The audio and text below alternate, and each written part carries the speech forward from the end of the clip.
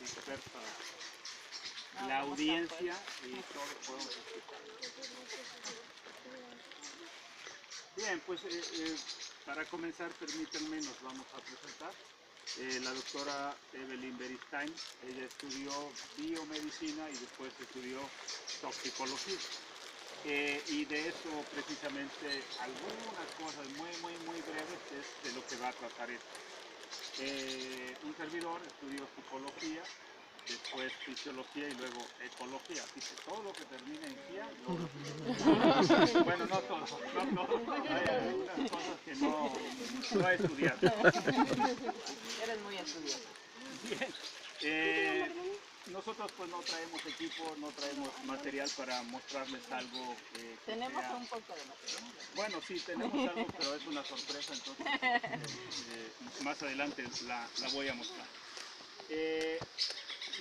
Hay una cosa que es siempre muy importante cuando estamos ante un escenario como este, rodeado de una belleza extraordinaria en la que abundan plantas, árboles de todo tipo. Y en la cultura de los pueblos, nuestro pueblo en particular, las plantas medicinales tienen una relevancia enorme.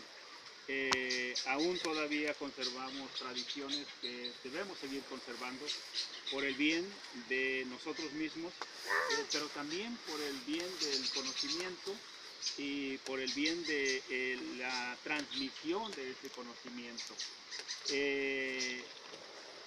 Las plantas medicinales pueden ser de efectos benignos, pero también de efectos dañinos. Todo depende de cómo las estemos empleando y muchas veces tenemos ideas erróneas acerca de las plantas medicinales y nos queremos o pretendemos a veces tomar partido entre la medicina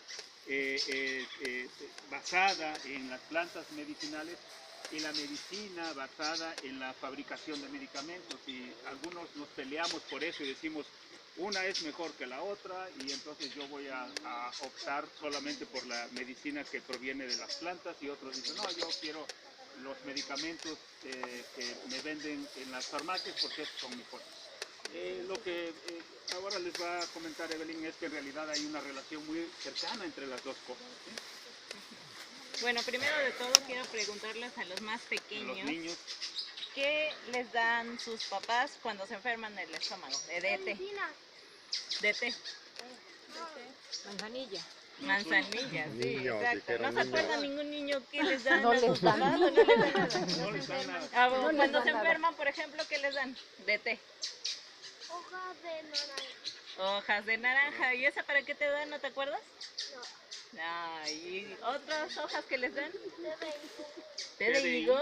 Ay, Órale, nunca lo había oído. ¿Esa es nueva? Sí, esa es nueva. Bueno, ¿Para qué es el té de higo? ¿para qué sirve? ¿Para qué te lo dan? Para la Para la tos. tos. Ah.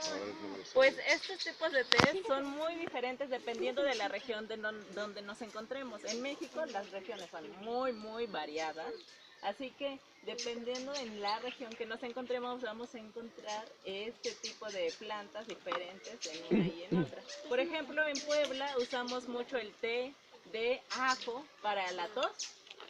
Aquí me dijeron ya muchas personas que no usan el té de ajo para la tos, pero allá en Puebla se usa mucho el té de ajo para la tos. También, por ejemplo, la miel se usa mucho cuando se tienen enfermedades de la garganta. Miel con limón. El limón tiene mucha vitamina C, entonces ayuda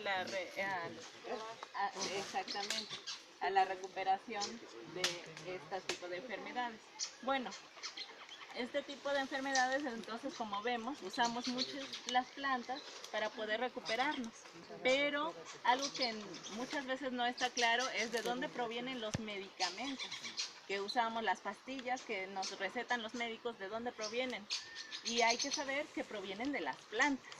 Muchas veces lo que pasa es que los investigadores o las empresas que quieren hacer medicamentos van a las comunidades y les preguntan, ¿para qué les sirve esto? ¿Para qué les sirve esto? Y entonces se llevan la plantita, pueden recuperar una sustancia química que es la sustancia activa de la planta y pueden hacer estos medicamentos. Así que sin las plantas no existirían los medicamentos que los médicos nos pueden recetar.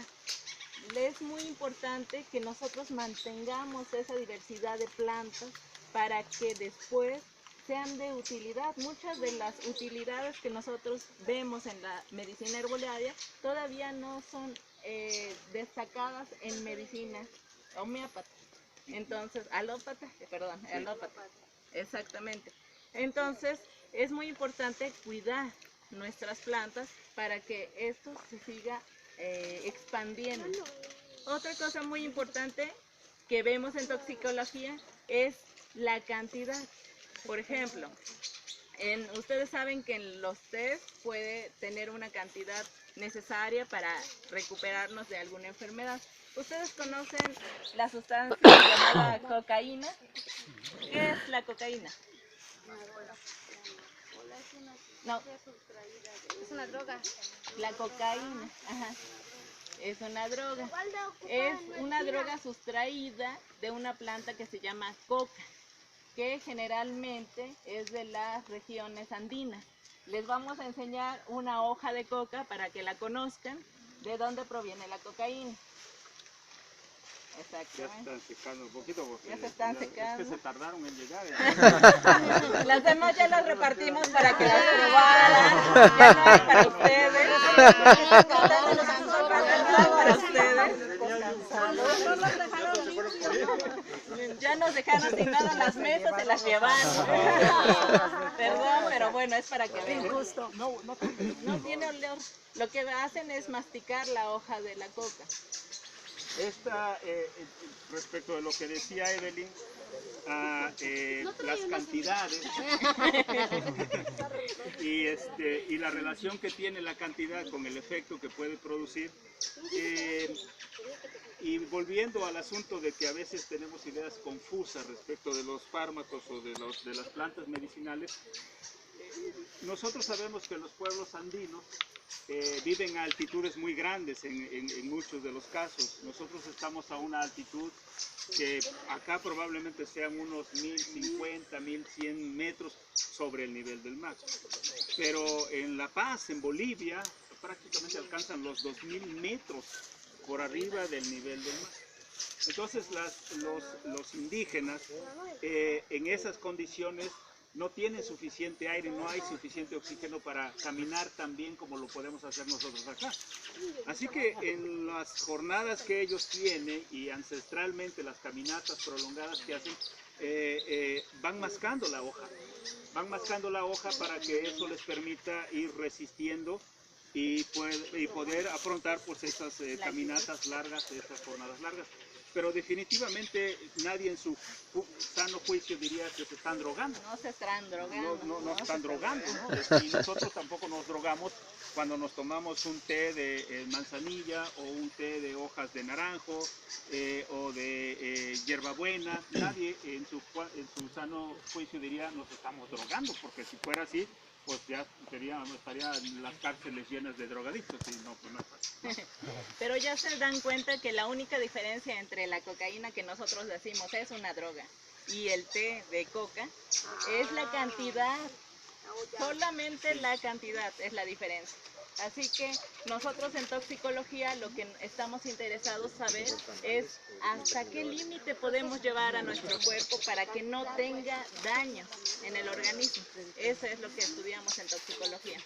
Ok, ahora ya vimos en pequeñas cantidades dónde está la cocaína, en la hoja de coca, y en grandes cantidades es un polvo blanco que muchas veces los policías dicen, a ver, es un polvo blanco muy raro, voy a ver si es cocaína. Así que lo que hacen es romper la bolsa de la cocaína, tomar un poco de cocaína con el dedo y ponerlo en la punta de la lengua.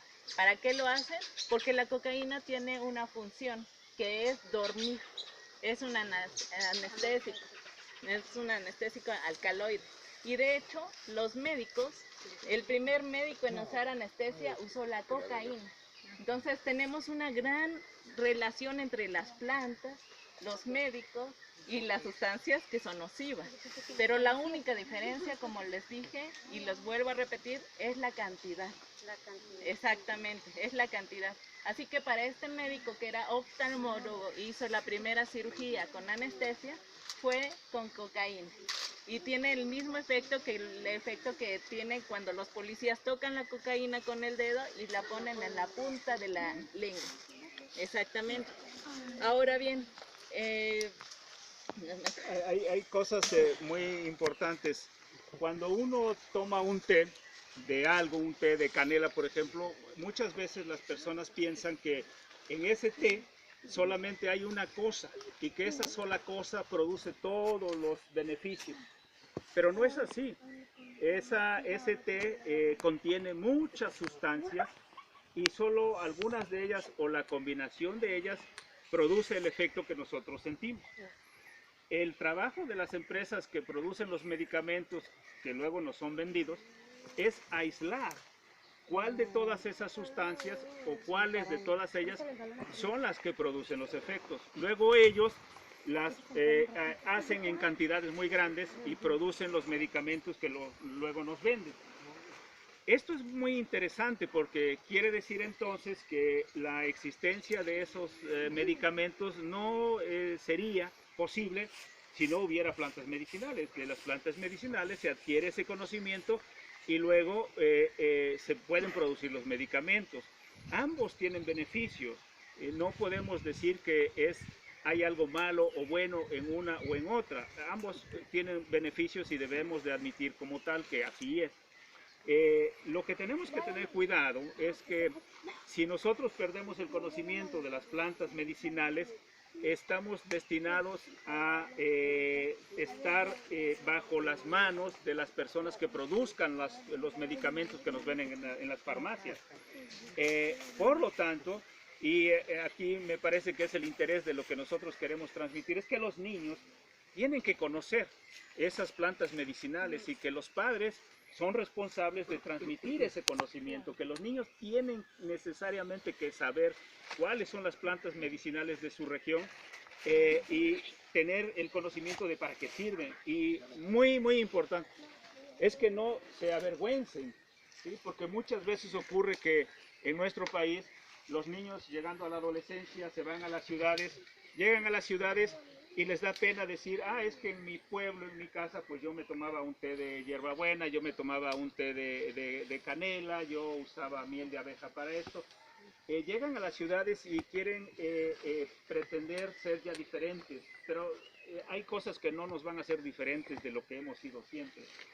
Así que los niños tendrían que tener ese conocimiento y ese amor por las plantas medicinales y cuidarlas. Si las conocen y las cuidan, las van a amar. Y si las pueden amar, las van a proteger. Si eso no ocurre, en unas generaciones más, vamos a seguir deforestando y ya no vamos a tener nada. Entonces vamos a depender pues, de las empresas que nos hacen los medicamentos. Y entonces la vida se nos va a venir abajo porque todo va a ser una dependencia enorme. No olvidemos entonces que esto es como el petróleo. El petróleo se va a otros lugares, es procesado, nos venden las gasolinas y nos venden muchas de las cosas que habitualmente usamos. En este momento todo lo que nosotros estamos vistiendo en una o en otra medida proviene de cosas naturales como el petróleo.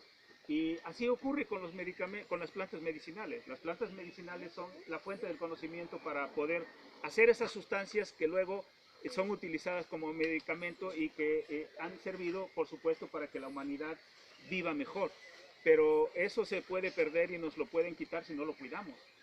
Así que repito, la responsabilidad de nosotros es protegerlo y que los niños lo conozcan. Eso es lo más importante. En la medida en que los niños lo vayan conociendo, en esa medida se va a ir protegiendo y lo vamos a ir guardando para las generaciones futuras. De lo contrario, lo perderíamos, ¿no?